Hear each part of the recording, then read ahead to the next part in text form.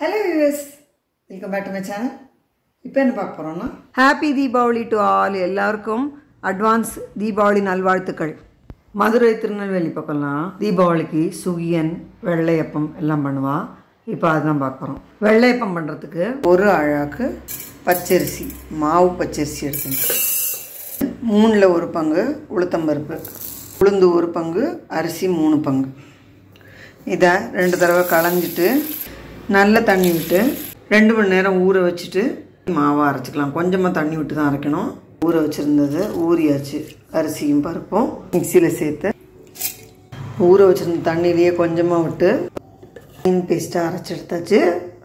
அரைச்ச மாவை பாத்திரத்தில் ட்ரான்ஸ்ஃபர் பண்ணி இதில் உப்பு சேர்த்து நல்லா கலந்து விட்டுடலாம். மாவோட கன்சிஸ்டன்சி இந்த மாதிரி இருக்குது. இதை குறைஞ்சது 5 மணி நேரமாவது புளிக்க வச்சுட்டு பண்ணும்போது சூப்பராக இருக்கும். சுகியன் மேல் மாவுக்கு இந்த மாவுலேருந்தே கொஞ்சமாக எடுத்து புளிக்கிறதுக்கு முன்னாடியே மேல் மாவாக யூஸ் பண்ணிக்கலாம். புளிக்கட்டும், அப்புறம் பார்க்கலாம்.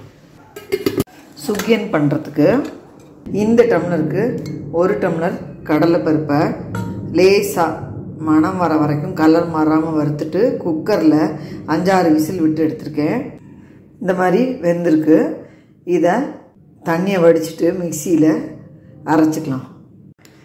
கடலைப்பருப்பை தண்ணியை வடிச்சிட்டு இந்த மாதிரி மிக்சியில் திருப்பி எடுத்தாச்சு. பாருங்க, புட்டு மாதிரி நல்ல உத்துரு உத்துராகவே வரும். தண்ணியோடையும் சேர்த்து வேணுனாலும் அரைச்சிக்கலாம். ஆனால் இந்த மாதிரி பண்ணும்போது சீக்கிரமாக அவங்களுக்கு வரன்றோம். கடலைப்பருப்பு எவ்வளோ எடுத்தோமோ அதில் 1.5 அளவு வெல்லம் சேர்த்துருக்கேன். கடலைப்பருப்பில் வேக வச்சு வடித்த தண்ணியவே இதில் விட்டு கரையை விட்டுக்கலாம். இது நல்லா கரைஞ்சி கொதிக்கட்டும். இப்போது வெல்லம் கரைஞ்சி பச்சை வாசனை போக கொதிச்சாச்சு. பாகு மாதிரி கிட்டத்தட்ட ஆயாச்சு. பொடிச்சு வச்சுருக்கிற கடலைப்பருப்பை இதில் சேர்த்துடலாம். இப்போது இதை நல்லா சேர்த்து கொஞ்சம் வரட்டிக்கலாம். சட்டுன்னு இது வரண்டுரும். இந்த மாதிரி பொடிச்சிட்டு பண்ணும்போது இது கூடவே 2 டேபிள் ஸ்பூன் தேங்காய் தூள் சேர்த்துக்கிறேன். இப்போ இதையும் சேர்த்து நல்லா கலந்து கொஞ்சம் வரட்டி எடுத்துக்கணும். இதில் கொஞ்சம் ஏலக்காய் பொடி சேர்த்து நல்லா கலந்து விட்டு 1/2 டீஸ்பூன் நெய்யும் விட்டு நல்லா மிக்ஸ் பண்ணி விட்டாச்சு. ஓராக வறண்டு வந்துட்டு பாருங்க. ட்ரான்ஸ்ஃபர் பண்ணிட்டேன். சூடாகட்டும், அப்புறம் இதை உருட்டிக்கலாம். இப்போ சுகியம் மேல் மாவு வெள்ளையப்பத்துக்கு அரைச்சி வச்சுருந்த மாவுலேருந்து ஒரு 2 கரண்டி மாவு எடுத்து தனியாக எடுத்து வச்சுருக்கேன். இது அரைச்சி 3 மணி நேரம் ஆயாச்சு. புளிப்பு அவ்வளோ தூரம் வந்திருக்காது. இது டிப் பண்ணி போடுறதுக்காகங்கிறதுனால 2 டேபிள் ஸ்பூன் தண்ணி விட்டு கலந்துருக்கேன். மாவோட திக்னஸ் பார்த்தாலே தெரியும். இந்த மாதிரி இருக்குது. இப்படி ஆறின பூரணத்தை இந்த சைஸில் உருட்டி எடுத்துக்கலாம். இந்த சைஸில் உருட்டினா கரெக்டாக இருக்கும். இது ஒரு எலுமிச்சம்பழ அளவு உருட்டி எடுத்துருக்கேன். இந்த மாதிரி ஒரே சைஸில் உருட்டி எடுத்துக்கலாம். இந்த மாதிரி உருண்டையாக உருட்டி எடுத்தாச்சு. ஸ்டவ்வில் எண்ணெய் காய வச்சுருக்கேன். இப்போ உருட்டி வச்சுருக்கிற இந்த பூரணத்தை இந்த மேல் மாவு தோய்ப்பான்னு சொல்லுவோம், தெரியறதா, எண்ணெயில் ட்ராப் பண்ணிக்கலாம். ஒரே நேரத்தில் ஒரு 2-3 எண்ணெய் கூட போடலாம். நம்ம சேனலில் இதுக்கு முன்னாடி சுகியன் பண்ணி காமிச்சிருக்கேன். தோய்ப்பானுக்கு தனியாக ஊற வச்சு அரைச்சி தான் பண்ணி காமிச்சிருக்கேன். இந்த மாதிரி மேலே கொஞ்சமாக அந்த எண்ணெயை அப்படி விட்டுடலாம்.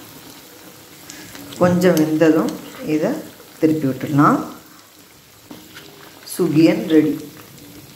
இந்த மாதிரி எண்ணெயை வடிச்சிட்டு எடுத்துடலாம். நல்லா புசு புசுன்னு சூப்பராக இருக்கும். அடுத்த பேட்ச் போட்டுக்கலாம். இந்த மாவை ஃபுல்லாக இந்த மாதிரி ஃபுல்லாக கவர் பண்ணுற மாதிரி டிப் பண்ணி நல்ல மாவோட கன்சிஸ்டன்சி கொஞ்சம் திக்காகவே இருக்கணும். அப்போ தான் நல்லா புசு புசுன்னு வரும். சுகியன் ஃபுல்லாக கவர் ஆகிருந்தால் தான் உள்ள இந்த பூர்ணம் வெளியில் வராது. அதனால் கவர் ஆகிருக்கான்னு பார்த்து வேக விடணும். இப்போ அடுத்த ஈடும் ரெடி. நம்ம சூப்பரான பொசு சுகியன் ரெடி. ரொம்ப ஜோராக இருக்கும். பண்ணுறதும் ரொம்ப ஈஸி. பிகினர்ஸ் கூட ரொம்ப ஈஸியாக பண்ணிடலாம். தீபாவளி வெள்ளையப்பத்துக்கு அரைச்சி வச்சுருந்த மாவு பொங்கியிருக்கு, தெரியுறதா? நல்லா ஜோராக பொங்கிருக்கு.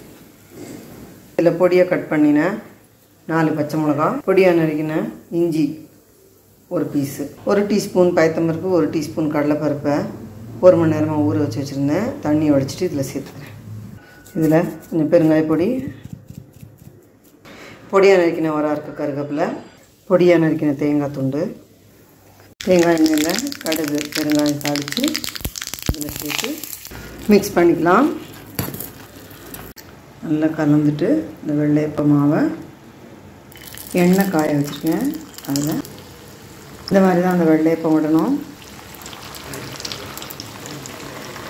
கொஞ்சம் வேகட்டும். இப்போது தண்ணியை மேலே எழுந்தி வந்தாச்சு, திருப்பி விடலாம். அதை மாவு பொங்கி புளிப்பு எரிந்ததுனால இதோட டேஸ்ட்டே வேறு லெவலாக இருக்கும், சூப்பராக இருக்கும். இப்போ இந்த மாதிரி திருப்பி போட்டு வெந்ததும் எண்ணெயை வடிச்சிட்டு எடுத்துடணும். நம்ம சூப்பரான வெள்ளையப்பம் ரெடி. வெளியில் கிறிஸ்பாக உள்ள சாஃப்டாக அருமையான வெள்ளையப்பம், ரொம்ப ரொம்ப ஜோராக இருக்கும். வியூவர்ஸ் கண்டிப்பாக ட்ரை பண்ணி பாருங்க.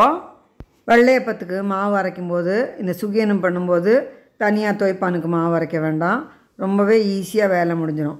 வியூவர்ஸ் கண்டிப்பாக ட்ரை பண்ணி பார்த்துட்டு உங்கள் ஃபீட்பேக்லாம் போஸ்ட் பண்ணுங்க. இந்த வீடியோ எல்லாருக்கும் யூஸ்ஃபுல்லாக இருக்குன்னு நினைக்கிறேன். லைக் பண்ணுங்க, ஷேர் பண்ணுங்க, சப்ஸ்கிரைப் பண்ணுங்க. தேங்க்யூ ஃபார் வாட்சிங்.